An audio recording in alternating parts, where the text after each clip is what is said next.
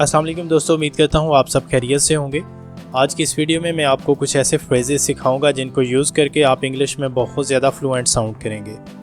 ये वीडियो आखिर तक लाजमी देखिएगा और उसके बाद आप अपनी ओपिनियन का इजहार कीजिएगा कि ये वीडियो आपको कैसी लगी। तो चलिए बढ़ते हैं वीडियो की जानिब। पहला फ्रेज़ है हमारे पास, वेल फ्रैंकली स्पीकिंग। इसका मतलब ये होता है अगर मैं दिल खोल कर कहूँ तो, यानी अगर मैं दिल की बात कहूँ जो मेरे दिल में है, सच बताऊँ तो। इसको हम सेंटेंस में कैसे यूज़ करेंगे? डिफरेंट सिचुएशन में आप इसका यूज़ कर सकते हैं। मान लीजिए कि कोई मुझसे पूछता है, what do you think of customer services at Meezan bank, यानी मीज़ान बैंक में कस्टमर सर्विसेज के बारे में आपका क्या ख्याल है। अब मैं अगर इस फ्रेज़ को यूज़ करूँ तो सेंटेंस किस तरह से होगा?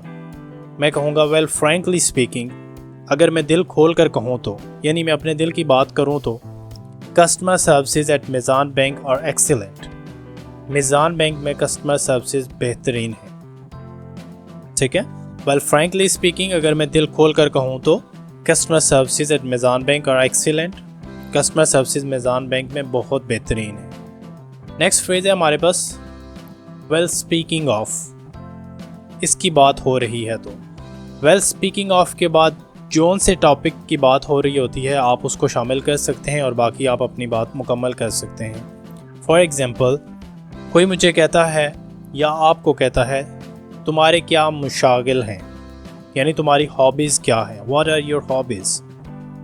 तो आप इस फ्रेज़ को अगर यूज़ करके उसको जवाब देंगे तो किस तरह से होगा?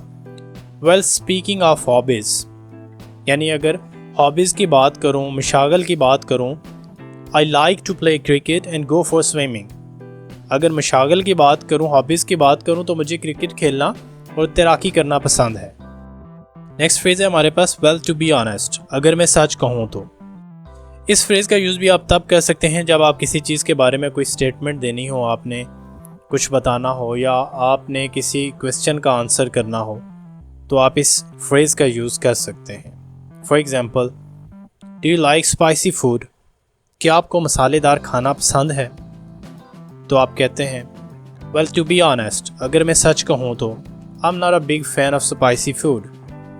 मैं मसालेदार खाने का ज़्यादा परसतार नहीं हूँ या शौकीन नहीं हूँ।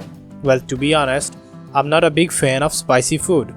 नेक्स्ट फ्रेज है हमारे पास, as a matter of fact. इसका मतलब होता है हकीकत में, असल में या दरअसल। इसको हम अपनी कन्वर्सेशन में कैसे यूज़ कर सकते हैं? This man seems so innocent, ये आदमी इतना मासूम लगता है। अब आप उस बंदे की इस बात से या इस स्टेटमेंट से इत्तेफाक नहीं करते, तो आप उसको जवाब देंगे इस फ्रेज़ को यूज़ करते हुए। कैसे जवाब देंगे? As a matter of fact, दरअसल या हकीकत में, he is not as innocent as he seems, यानी जितना वो मासूम लगता है इतना मासूम वो है नहीं। As a matter of fact, he is not as innocent as he seems.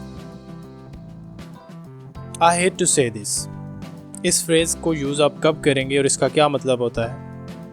I hate to say this, इसका मतलब ये होता है मुझे ये कहते हुए बहुत बुरा लग रहा है। इस फ्रेज़ का यूज़ आप तब करते हैं जब आपने कोई ऐसी बात करनी हो जो कि आप ना भी करना चाहें, आपको वो बात करते हुए बुरा भी लग रहा है, लेकिन आपको वो बात करना ज़रूरी भी होता है, उसके बगैर वो काम हो नहीं सकता। तो आप इसको कैसे यूज़ करेंगे, एक एग्ज़ाम्पल देख लेते हैं। फॉर एग्ज़ाम्पल, मुझे कोई कहता है, I have applied for the job in your office, please confirm will I be appointed और नॉट। यानी कोई मुझसे पूछता है कि मैंने आपके ऑफिस में एक जॉब के लिए अप्लाई किया था, तो आप मुझे कंफर्म कर सकते हैं कि मुझे वो जॉब मिल जाएगी या नहीं। अब आपको पता है कि वो उस जॉब का अहल नहीं है, तो आप उसको ये बात बताना चाह रहे हैं, लेकिन आपको कहते हुए भी बुरा लग रहा है कि मैं इसको ये कैसे कन्वे करूं। तो इस फ्रेज़ को यूज़ करके आप अपनी बात अच्छी तरह से उसको इन अ डिसेंट वे पहुंचा सकते हैं। वो कैसे होगा? I hate to say this, मुझे कहते हुए बुरा लग रहा है, but you are not qualified for the job, लेकिन आप इस जॉब के लिए, इस काम के लिए अहल नहीं हैं। I hate to say this, आपने इस फ्रेज़ का यूज़ तब करना होता है जब कोई आप ऐसी बात करने जा रहे हो जो कि आपको कहते हुए थोड़ा बुरा भी फील हो रहा होता है, लेकिन वो कहनी भी ज़रूरी होती है, तो आप इस फ्रेज़ का यूज़ कर सकते हैं।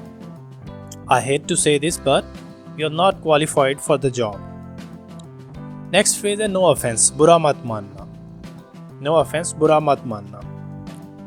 इस फ्रेज़ का यूज़ तब आप कर सकते हैं जब आप कोई ऐसी बात करने लगे हों जो अगले बंदे को शायद नागवार गुजरे, तो आप पहले ही उससे कह देते हैं कि प्लीज़ बुरा ना मानना, लेकिन सच्चाई ये है। तो आप कैसे कहेंगे?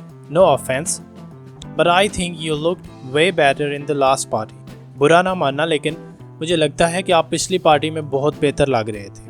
ये सिचुएशन इस तरह से भी हो सकती है कि कोई आपसे पूछता है कि मैं कैसा लग रहा हूँ या मैं कैसी लग रही हूँ, तो आप कहते हैं आज तो तुम बस ठीक ही लग रहे हो, लेकिन लास्ट टाइम पार्टी में जो तुमने ड्रेसिंग की थी तुम बहुत प्यारे लग रहे थे या बहुत अच्छे लग रहे थे। तो आप उसको कहेंगे no offence but I think you looked way better in the last party. With all due respect, नहायत एहतराम के साथ। इस फ्रेज़ का यूज़ आप तब करते हैं जब आप अपनी उम्र से किसी बड़े बंदे से कोई बात करने लगें, या अगर आप जॉब पे हैं और अपने किसी सीनियर से कोई बात करने लगें तो आप इस फ्रेज़ का यूज़ कर सकते हैं। फॉर एग्ज़ाम्पल, ऐसी सिचुएशन होती है कि आपको अपने किसी सीनियर की कोई बात अच्छी नहीं लगती या उनका जो बिहेवियर है आपको वो अच्छा नहीं लगता और आप उनसे गिला करना चाहते हैं, तो आप इस फ्रेज़ को यूज़ करके उनसे बात कर सकते हैं। और वो किस तरह से होगा? विद ऑल ड्यू रिस्पेक्ट, नहायत एहतराम के साथ, योर बिहेवियर वॉज इनअप्रोप्रिएट, यानी आपका बर्ताव नामुनासिब था, अच्छा नहीं था, मुझे अच्छा नहीं लगा।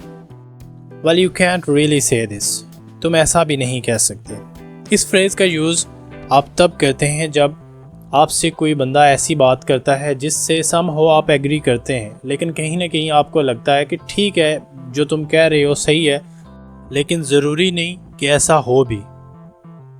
तो आप इस फ्रेज़ को यूज़ कैसे करेंगे? फॉर एग्ज़ाम्पल, कोई ये कहता है दिस टीम इज़ अनबीटेबल, ये टीम नाकाबिल शिकस्त है, यानी एक टीम है अच्छा परफॉर्म कर रही है और आपका कोई फ्रेंड उस टीम के बारे में कहता है कि यार इस टीम को कोई बंदा शिकस्त नहीं दे सकता या कोई टीम शिकस्त नहीं दे सकती, बहुत अच्छी टीम है, और आप भी उसकी इस बात से इत्तेफाक करते हैं। लेकिन कहीं ना कहीं आपको ये भी लगता है कि इससे बेहतर टीम भी तो होगी, यानी कि ऐसा नहीं है कि सिर्फ यही एक टीम है जो सबसे बेहतरीन है और इसको बिल्कुल बीट नहीं किया जा सकता। तो आप कह सकते हैं well you can really say this team is unbeatable, यानी तुम ऐसा भी नहीं कह सकते कि ये टीम नाकाबिल शिकस्त है। Well as far as I know, जहाँ तक कि मुझे पता है। इस फ्रेज़ का यूज़ आप तब करते हैं जब आपके पास किसी चीज़ के बारे में जो थोड़ी बहुत मालूमात होती है वो आप बता दें। तो आप कैसे अपना सेंटेंस स्टार्ट करेंगे? फॉर एग्ज़ाम्पल, कोई आपसे पूछता है कि ये दुकान कब बंद होती है? When does this shop close? ये दुकान कब बंद होती है? और आप कहते हैं As far as I know, जहाँ तक मुझे पता है, this shop closes at 9 PM. ये दुकान रात को 9 बजे बंद होती है। नेक्स्ट फ्रेज है अकॉर्डिंग टू मी, मेरे हिसाब से।